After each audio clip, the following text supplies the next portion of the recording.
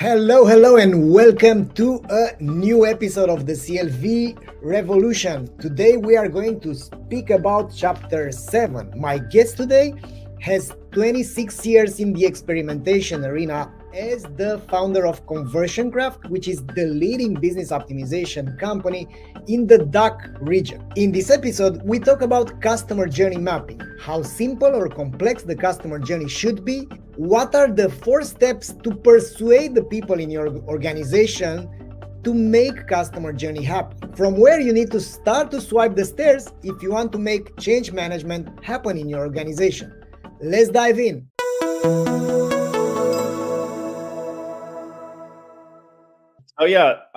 Thanks for inviting me, and congratulations on your amazing book. And I enjoyed chapter 7 a lot because not many people are talking about customer journeys and customer journey mapping. I think it's something that is hidden in mostly in UX teams and in maybe research teams. And what the thing I saw first was you're saying customer journey mapping is a strategic tool, and I completely agree, but this is 100% different to what I see in reality. So maybe this is something you should elaborate a little bit. So why is customer journey mapping a strategic tool? Yeah, so Andre, I think one important aspect about the companies is that they don't know where they are going. I mean, they start with a great idea, and then they start to hire new people, and they forget where they are going and the fact that they are serving a customer to make progress in his or her life. And the more people, the harder it is to keep this in mind, in the minds of everyone. And I think customer journey should be like a strategic tool, so that the leadership of the organization takes into account where the customers are going, so that they can adapt their journey, their company's journey, to the customer journey, not vice versa. Because basically we've all had those disappointments in our lives, because we are all clients, customers of other companies, of so many companies, and we've seen that it's so hard to be well treated, and that happens because there is a disconnection between the credo and the vision and the values that they put on the walls in their headquarters, and the reality when you are supposed to do a return, or when you are supposed to follow up on a service that it wasn't delivered properly. So that's why I think the leadership of the organization should be aware about this strategic tool, which is customer journey, which I think is not used properly. Yeah, I think I just heard or I read it somewhere. The first car is always sold by a sales rep, and the second car is sold by the service team. Yeah, exactly. Is it like that? So you could decide where to invest your money to create a seamless and great customer journey, right? Exactly. So I think many companies are losing touch with their customers, and they forget to care. They forget that they should be in service of a customer, which is choosing them over, I don't know, hundreds of other options that they have to fix that problem. So if I'm a car manufacturer and I see I have a retention problem, on average, people only buy 1.1 cars. It might be wrong to invest more money in online marketing or the sales department. Then I should put my money into coaching, training the service team. Yes, that's and Andre, you've touched a very important point. This purchase frequency, because it's not only about the retention of the customers, but it's the advocacy. It's about the word of mouth, because acquisition is it's such a jungle out there to acquire customers, that you can't over rely on acquisition, on these demand gen techniques. So your customers can become your best ambassadors, your best evangelists. But in order to do so, you need to craft a journey around that. So if you ask yourself the right questions, you and your team the right questions, like, how can I make my customers or our customers, how can we make our customers think that they got undeniable value, so that they can talk with their peers and folks. So you need to work like a movie director. You need to orchestrate this type of touch points, so you can craft this type of moments of peaks in terms of the emotions, so that they start to evangelize about your product or service. So basically, it's about eliminating disappointment and friction in the overall customer journey. Yeah, exactly. And it starts with companies not knowing their customer journey at all. And I once realized if you call it customer journey map or customer journey mapping, many people are afraid that this is really complex. And back to car manufacturers, we worked on customer journey optimization for a big German automobile maker. And I remember I entered the room of the project team, and they had printouts of the current customer journey maps they have, and they were in the size of the whole wall. They were so complex. Actually, nobody was able to use them. It did not facilitate the process. It made it more complex. And that's a misunderstanding I hear many times, that because every journey is individual, this must be really complex. What's your take on this? Yeah, I'm a strong supporter of making it stupid simple. So basically, you need to make it easy to understand by the average Joe, because if you make it way too complex, and I've made this scene, back in the days, we've made a huge customer journey with all these ramifications, and wow, it was way too hard. So what I think you should be doing, that like the overall customer journey with the main steps, and then for teams which are doing some specific activity, to make it more granular for them, but still maintain a level of complexity that it's easy to digest by the human brain. Because otherwise, yeah, you mapped it and nobody's using it, nobody's aware about it. And I think this is also a problem, because you can't enforce your employees, your colleagues, to respect all these granular steps if they can't freaking remember them. So, and that's also happening, Andre, because the adoption of the technology, I mean, picture this: we are a technology vendor, and we've seen this over and over again. So there are some smart people, or maybe there are some visionaries in front of at the helm of these organizations, and they become aware that, hey, we need this technology, we need to do these processes. So they force technology into the company, and then they have a technology, and then they have some business processes that must be squeezed around and forced to the technology. And then it's the customer journey, which it's nowhere to be seen. I mean, they don't start with, hey, what our customers want to achieve, what's their journey, and then we come up with the business processes, and then we realize, hey, we need this technology. Otherwise, it's not working. So that's why we see these Frankenstein customer journeys happening for large organizations. It's like somebody once said, I don't know where this quote is from. It says, you can't read the label from inside the bottle. And this is my perception. People are looking at something from the wrong perspective. Like they have what they control, tools, tech stack, organization, goals. And from that window, they look to the outside and they see all these different customers in different stages, and they can't put the picture together. And they have to swap their perspective. So they have to look at their product from the customer perspective, and they're basically not capable of doing that without help. I don't know. Yeah, that's right. And that's where the mirror comes into place. I mean, you need a mirror. Any company needs a mirror to see where they are, because otherwise, as you've seen, you can't read the label from inside the bottle. Mm-hmm.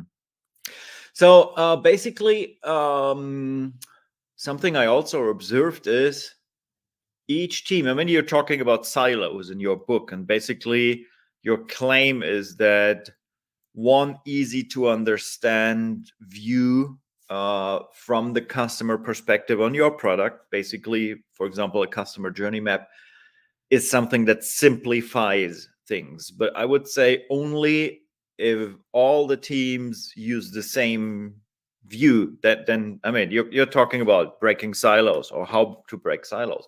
But what I observe is, because nobody tried to break down the barriers, each team is using their own reality of a customer journey map. So the online marketing teams click in Google Analytics and said, that's the truth. Here I see all the customer journeys tracked. This is the truth.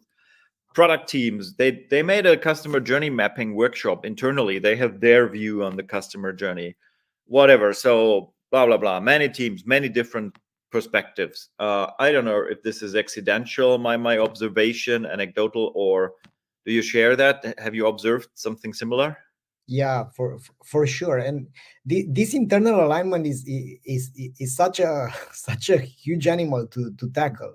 So Because why is, you're talking also about the C-suite? Basically, if you want to overcome the barriers, you have to jump a level higher to somebody who has the power to break down the barriers. You can't.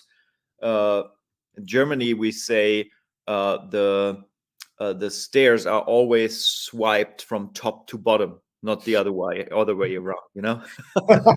I love your I love your quotes. No, but that means you need to reach out to somebody that has the power to tell everyone, stop that thing. Yeah. Let's create a unified view on the customer journey that we all use. Otherwise, you're not breaking down the silos. You're creating more barriers. Yeah, indeed. And you make it way more complicated for the company to understand what the heck we are doing here.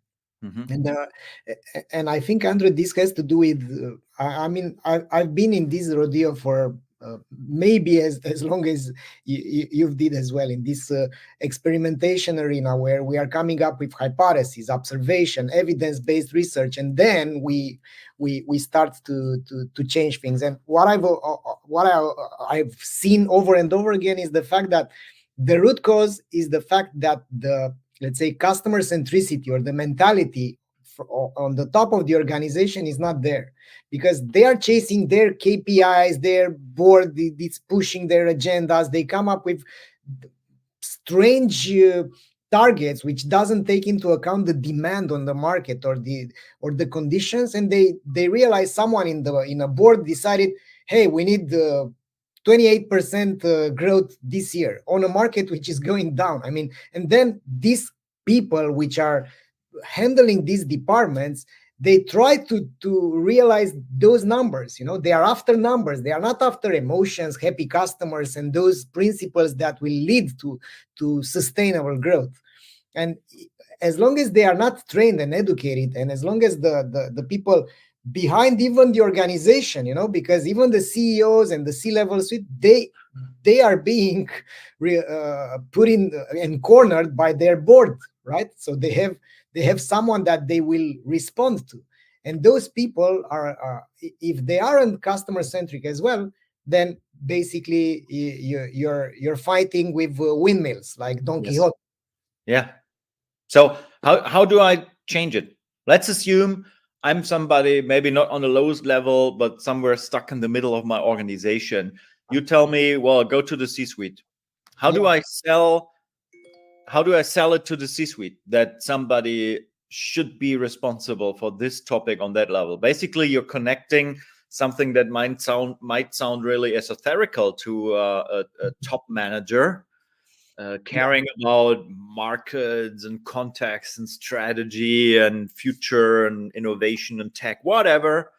So you're talking to these people and you now tell them, well, we should do customer journey mapping. And it sounds esoterical. But on the other hand, you claim, well, guys, this could have a multi-million-dollar impact on our business. So how do you bring this together? Yeah. And how do I pitch it? Yeah.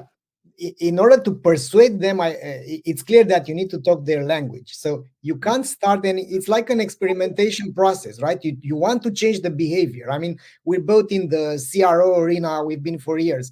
You start with diagnosing where they are, right? So you start going over there, and they are at numbers, making revenue happen, whatever. And let me tell you a story. Back then in 2017. So I met with the CEO. He was running one of the largest bookstores in Central and Eastern Europe.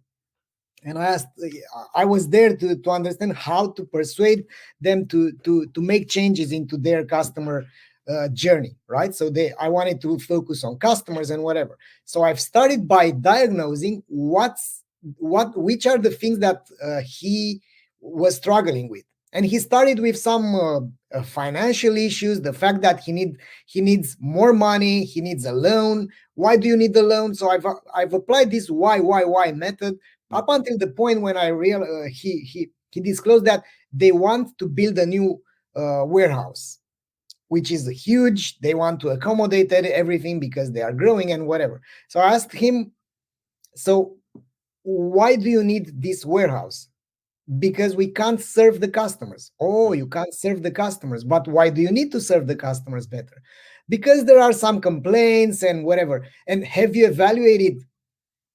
investigated why they are complaining and how big is the financial impact? And he said, well, we do have some clues. So basically, after that, we've made an analysis, and he realized that it wasn't only about the warehouse. So they had other frictions in their head. So after that, he wanted to see evidence about the negative financial impact. And when I showed him that 28% of their customers that they are churning have nothing to do with the warehouse, and it's also only about how they are being treated, what kind of expectations they are giving, because they were being obsessed with fast delivery because everyone wants fast delivery. But with an experiment about delaying the delivery, setting the right expectations, have not affected negatively the conversion rate. So after that, they realized that, hey, we just need to tweak the expectations at this particular step in the customer journey, so that we don't have to invest that quickly into a new warehouse. So we have more time, so we can take it way more slowly. So once you connect the customer journey with their financial agenda and numbers, then you can transform such an organization, and they want to improve the customer journey, because at the end of the day, CRO is just a step into their journey, right? So when you do CRO, you actually do website experimentation, which is tweaking a bit the customer journey with some messaging or some flows, so that you change the behavior of the customer and you make more money eventually. Yeah. So I think that's how it works. You make tons of more money. So let's facilitate it into an easy step-by-step approach. Let's assume I'm responsible for let's say conversion optimization. I'm a conversion manager. I have a small team. I'm reporting to the e-commerce manager, and the e-commerce manager is reporting to the CMO, whatever. So yeah. I'm there. I see the problem. I see many different teams having no idea about the customer journey or using different methods. So I just heard this episode, and I think, well, this Valentin guy, he's so damn right. I want to do that. I need to connect to the C-suite. So step one, I reach out. I am preparing my email. What do I tell my CMO or CEO in an email so I get the attention and get a meeting? Yeah, what's the attention grabber? So yeah. Before doing that, the step one is to have access to the data so that you can back up your claims with numbers. So if you don't have numbers, you can't persuade. You can't go there to persuade your manager. So basically, you need some allies to have access to the data, to the customer behavior, to voice of customer, to NPS responses, so that you can come up with, hey, our three main issues from the customers are this, that, and the other. So you may be using also cognitive biases like the nonsense math effect. You could create a business case saying, hey guys, our bucket is leaking $34.5 million each year because of this and that. Would that be a good pitch? Yeah, that's the way to do it. So imagine you are the CEO of that organization, and you get a random email from someone which is not your direct response, right? And you say the subject is like, I found a leaky bucket of 34 million. Can we talk? And then, Yeah. I mean, how I can you just say found no to 34 million. Yeah. And the thing is, if this company is in a size where they have strategic priorities like new tech stack, refactoring the whole infrastructure, and it's a $300 million project, you're doomed. Nobody cares about your 30 million, right? Yeah, It has exactly. to be on a critical level regarding the size. So yeah, you have to paint a picture where you get the attention. Exactly. Yeah. And it's not that hard, Andre, at the end. And I think we are on a good trajectory over here, because Okay. what's on the market is forcing companies to change their behavior. So there's no better trigger than pain. So, but you're saying step one, research the context and the data and align it with a strategy.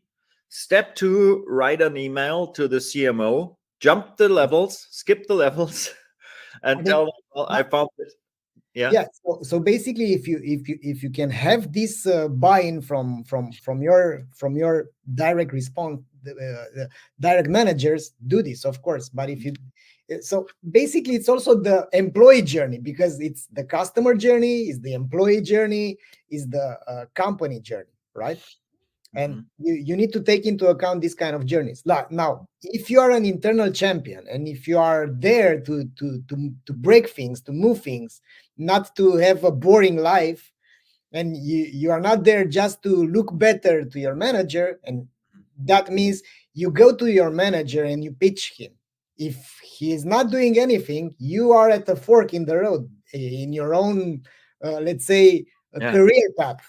Yeah. I want to stay with this company, so I want to change things, Mhm. or I want to stay here and forget that I'm seeing these realities, or I want to change my career. If they are not going to change this, and if they are not going to allow me to change, I'm Mhm. freaking leaving. So I'm willing to leave.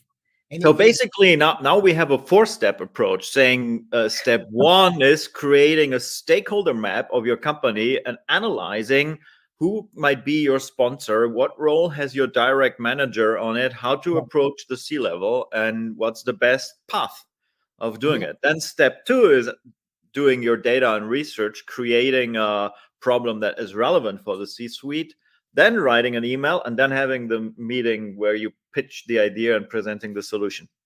yeah, and of Okay. course, at all these levels, you need to begin with the end in mind. So you need to make a conscious decision around your own career path, Mhm. because change is hard. I mean, and if you're alone against everyone, they Mhm. will look like you are crazy. Because Yeah. let's not disregard the fact that there are companies which they just want to maintain the status quo. Their inertia is huge, so you will not be able to change things there.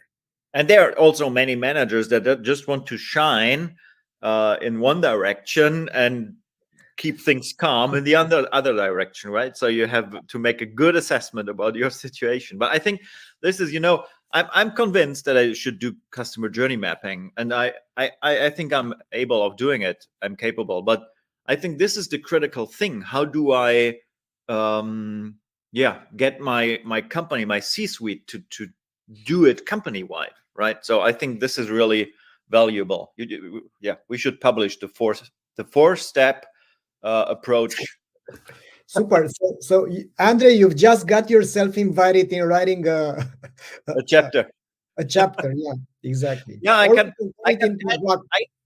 I can add something. As an entrepreneur myself, I asked myself, why did I had so many good ideas about my company, and some of them did not come alive. I just read my own notes from 5 years ago, and I thought, well, I had this idea. Why didn't it work out?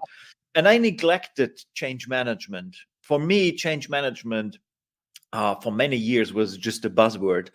But then I Yeah. realized if you want to change an organization, you need some critical things. So I still remember sitting in my car listening to a Harvard Business Review article on Audible about change management. They introduced the 8-step Kotter model of change management and what you could possibly forget when you want to implement real and sustaining change in an organization.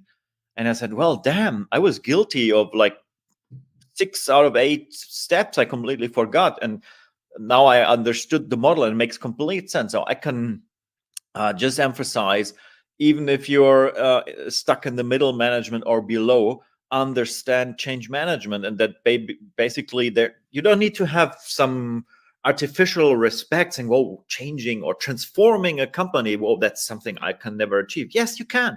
It's an easy 8-step approach. You just need to convince somebody that change is critical, and what happens if you don't change, and align the action and do it, and it will work out. So Google for the Kotter model of change management. I think this is really important. Every conversion manager, e-commerce manager, UX manager, whatever your role is, you should care about this. Yeah.